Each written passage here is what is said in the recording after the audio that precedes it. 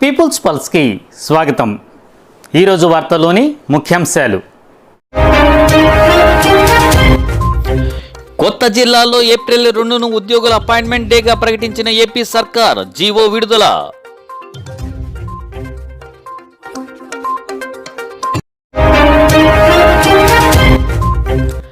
ఉక్రెయిన్లో రష్యా విధ్వంసం, ఇంటర్నెట్ సేవలకు బ్రేక్, స్టార్లింక్ శాటిలైట్తో అండగా నిలిచిన ఎలాన్ మస్క్.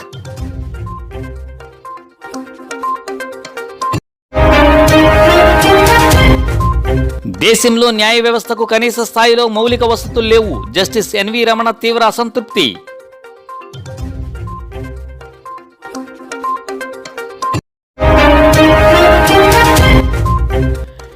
అమెజాన్ చేతికి బిగ్ బజార్ రిటైల్ స్టోర్లు, మరింతగా దిగజారిన ఆర్థిక పరిస్థితే కారణం.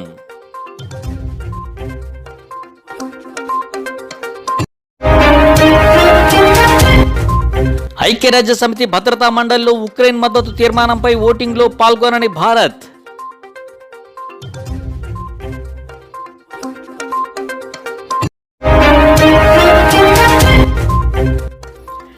ఎల్ఐసిలోకి 20% ఎఫ్డిఐలు, విధానపరమైన చట్ట సవరణకు కేంద్ర కేబినెట్ ఆమోదం.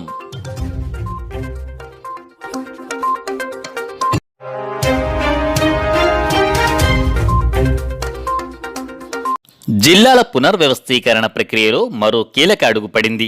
కొత్త జిల్లాల్లో ఉద్యోగుల విధుల నిర్వహణకు ఏప్రిల్ 2వ తేదీన అపాయింటెడ్ డేగా ప్రభుత్వం నిర్ణయించింది. పునర్వ్యవస్థీకరించిన జిల్లాలు, రెవెన్యూ డివిజన్లలో పవిత్ర దినమైన ఉగాది నుండి ప్రభుత్వ కార్యాలయాలు పనిచేయడం ప్రారంభించాలి అని పేర్కొంది. ఈ మేరకు ఉద్యోగుల విభజన, కేటాయింపులకు సంబంధించి విధి విధానాలను ఖరారు చేస్తూ 31వ నెంబర్ జీవోను ప్రభుత్వం విడుదల చేసింది. కొత్త జిల్లాల్లో వనరులు, ఉద్యోగుల శాశ్వత విభజనకు మరికొంత సమయం పడుతుందని ఉత్తర్వుల్లో పేర్కొన్న ప్రభుత్వం ఆలోగా తాత్కాలికంగా కేటాయింపులు చేస్తున్నట్లు తెలిపింది. రాష్ట్ర, ప్రాంతీయ, జోనల్, మండల, గ్రామ స్థాయిల్లోని కార్యాలయాల్లో విధులు నిర్వహించే సిబ్బంది విషయంలో ఎటువంటి మార్పులు చేయడం లేదని తెలిపింది. జిల్లా, రెవెన్యూ, డివిజన్ స్థాయి ఉద్యోగులనే తాత్కాలిక కేటాయింపుల్లో సర్దుబాటు చేస్తున్నట్లు పేర్కొంది. వీరికి ఆర్డర్ టు సర్వ్ ఉత్తర్వులు ఇస్తామని తెలిపింది.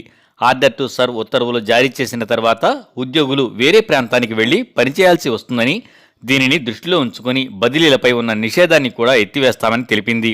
అయితే ఈ ప్రక్రియ నుండి పోలీస్ శాఖను మినహాయించింది. పోలీసు విభాగం మినహా మిగిలిన అన్ని శాఖల్లోనూ కొత్త జిల్లాలు, డివిజన్లకు అనుగుణంగా మార్పులు ఉంటాయని తెలిపింది.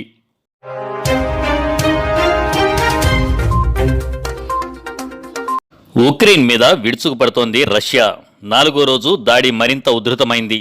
ఉక్రెయిన్ రాజధాని కీవ్ను చుట్టుముట్టాయి రష్యన్ బలగాలు. ప్రెసిడెన్షియల్ బిల్డింగే టార్గెట్గా ముందుకెడుతున్నాయి. గెరిల్లా సైన్యాన్ని దింపింది రష్యా. అయితే రష్యన్ ఆర్మీని తీవ్రంగా ప్రతిఘటిస్తోంది ఉక్రెయిన్ సైన్యం. వీరోచితంగా పోరాడుతూ ఎక్కడికక్కడ రష్యన్ బలగాలను అడ్డుకుంటోంది. పౌరులు కూడా ధైర్యంగా కదర రంగంలోకి దూకుతున్నారు. దీంతో కీవ్లో 2 దేశాల సైన్యం మధ్య పెద్ద ఎత్తున యుద్ధం కొనసాగుతోంది. ఉక్రెయిన్లో భీకర పోరుతో ఇంటర్నెట్ వ్యవస్థ స్తంభించిపోతోంది. ప్రధాన నగరాల్లో ఇంటర్నెట్ సేవలు నిలిచిపోయాయి. దీంతో ఉక్రెయిన్లో ఏం జరుగుతుందో ప్రపంచానికి తెలియకుండా పోతుందని ఆందోళనలో ఉన్న ఉక్రెయిన్ స్పేస్ ఎక్స్ అధినేత ఎలన్ మస్క్ను ఆశ్రయించింది. ఉక్రెయిన్పై రష్యా దాడిని ప్రపంచానికి తెలిపేలా తమ దేశానికి స్టార్ లింక్ ద్వారా ఇంటర్నెట్ సేవలు అందించాలని విజ్ఞప్తి చేసింది. ఉక్రెయిన్ డిప్యూటీ పీఎం ట్వీట్కు స్పందించిన ఎలాన్ మస్క్ ఉక్రెయిన్లో స్టార్ లింక్ శాటిలైట్ సర్వీసులను యాక్టివేట్ చేసినట్టు తెలిపారు. మరిన్ని టెర్మినల్స్కు స్టార్ లింక్ శాటిలైట్ నుంచి ఇంటర్నెట్ సేవలు అందుతాయని హామీ ఇచ్చారు.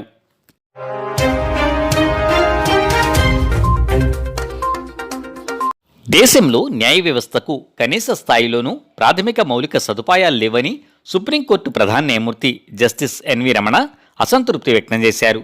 మేధో సంపత్తి లిటిగేషన్లను సమర్థవంతంగా పరిష్కరించేందుకు హైకోర్టుల్లో ఉన్న ఖాళీలను భర్తీ చేయడంతో పాటు జడ్జీల సంఖ్యను పెంచాల్సిన అవసరం ఉందని నొక్కి చెప్పారు. ఢిల్లీలో శనివారం మేధో సంపత్తి లిటిగేషన్లపై జాతీయ స్థాయి సెమినార్ నిర్వహించారు. ముఖ్య అతిథిగా జస్టిస్ ఎన్వి రమణ మాట్లాడుతూ న్యాయ వ్యవస్థలో మౌలిక సదుపాయాలు మెరుగుపరచడం, సమన్వయం చేయడానికి సంస్థాగత యంత్రాంగాన్ని ఏర్పాటు చేయాలి. సీజేఐగా బాధ్యతలు చేపట్టినప్పటి నుంచి నేను ఇదే ప్రయత్నంలో ఉన్నాను. నిధుల కేటాయింపు ఒక్కటే సరిపోదు, వనరులను సరిగ్గా వినియోగించడం ఒక సవాలు. దీనికి చట్టబద్ధమైన యంత్రాంగాన్ని ఏర్పాటు చేయాలని కేంద్ర రాష్ట్ర ప్రభుత్వాలను సంప్రదిస్తూనే ఉన్నాను.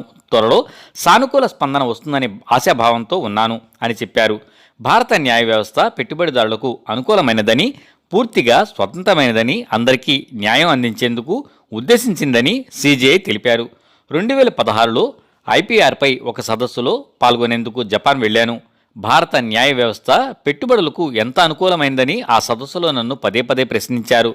ప్రతి సందర్భంలోనూ నా సమాధానం ఒక్కటే: భారత న్యాయ వ్యవస్థ పూర్తిగా స్వతంత్రమైంది, అది అన్ని పార్టీలను సమానంగా చూస్తుంది అన్నారు. సదస్సులో కేంద్ర ఆర్థిక మంత్రి నిర్మలా సీతారామన్ మాట్లాడుతూ అభివృద్ధిపై దృష్టి ప్రతివైపు నుంచి బలోపేతం కావాల్సిన దశలో భారతదేశం ఉందని చెప్పారు.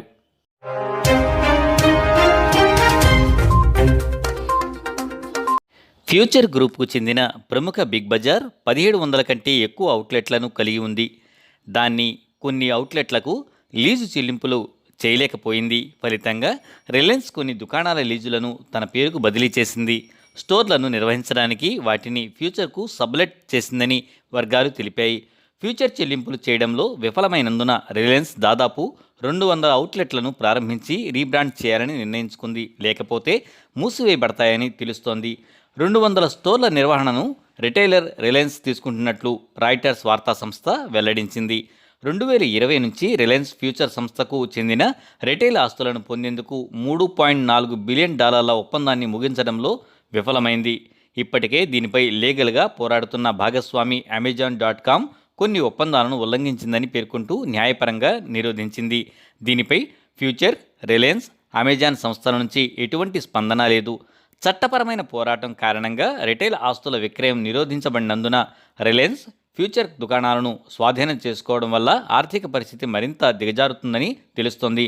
అమెజాన్తో వివాదాన్ని ఊటంకిస్తూ మిస్ అయిన బ్యాంకు చెల్లింపులపై దివాలా చర్యలను ఎదుర్కోవడాన్ని నివారించడానికి జనవరిలో ఫ్యూచర్ తన రుణదాతలను సుప్రీంకోర్టులో సవాలు చేసింది.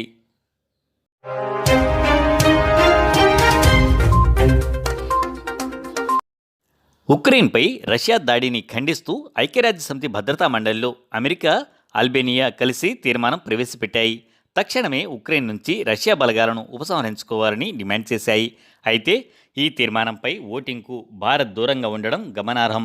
ఐక్యరాజ్యసమితి భద్రతా మండలిలో 15 సభ్యదేశాలు ఉన్నాయి. అమెరికా, అల్బేనియా సంయుక్తంగా ప్రవేశపెట్టిన ఈ తీర్మానంపై భద్రతా మండలి ఓటింగ్ నిర్వహించింది. పోలాండ్, ఇటలీ, లక్సెంబర్గ్, న్యూజిలాండ్ సహా 11 దేశాలు తీర్మానానికి అనుకూలంగా ఓటు వేశాయి. భారత్, చైనా, యుఏఈ ఓటింగ్కు దూరంగా ఉన్నాయి. ఓటింగ్కు దూరంగా ఉండడానికి గల కారణాలను ఐక్యరాజ్య సమితిలో భారత శాశ్వత ప్రతినిధి టిఎస్ తిరుమూర్తి వివరించారు. తక్షణమే పగ, ప్రతీకారాలను విడనాడాలని ఇరు వర్గాలకు సూచించారు. వివాదాల పరిష్కారానికి చర్చలే ఏకైక మార్గం. ప్రస్తుత పరిస్థితుల్లో అది కొంత అసాధ్యంగా కనిపిస్తున్నప్పటికీ తప్పదు.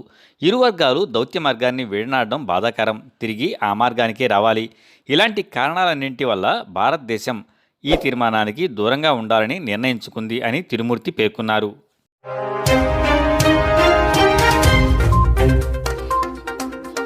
పాడియావు లాంటి ప్రభుత్వ రంగ సంస్థ ఎల్ఐసిలో 20% విదేశీ ప్రత్యక్ష పెట్టుబడులను అనుమతిస్తూ కేంద్రం నిర్ణయం తీసుకుంది. శనివారం జరిగిన కేబినెట్ సమావేశంలో ఇందుకు సంబంధించిన సవరణలకు ఆమోదం తెలిపినట్లు అధికార వర్గాలు తెలిపాయి. ప్రస్తుతం ప్రైవేటు బీమా రంగంలో 74% నేరుగా విదేశీ పెట్టుబడులకు అనుమతి ఉంది. కానీ ఈ నిబంధన లైఫ్ ఇన్సూరెన్స్ కార్పొరేషన్కి వర్తించదు.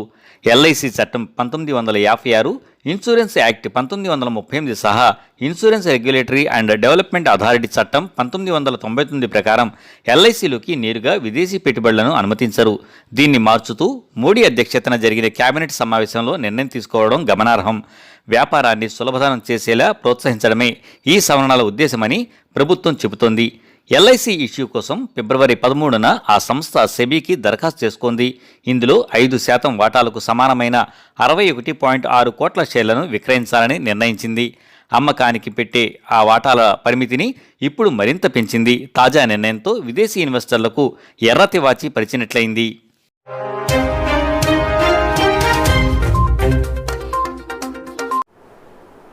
వార్తలు ఇంతటితో సమాప్తం. చూస్తూ ఉండండి పీపుల్స్ పల్స్. సామాన్య ప్రజల గుండె సవ్వడి, ప్రజానాడి. చూస్తూ ఉండండి పీపుల్స్ పల్స్.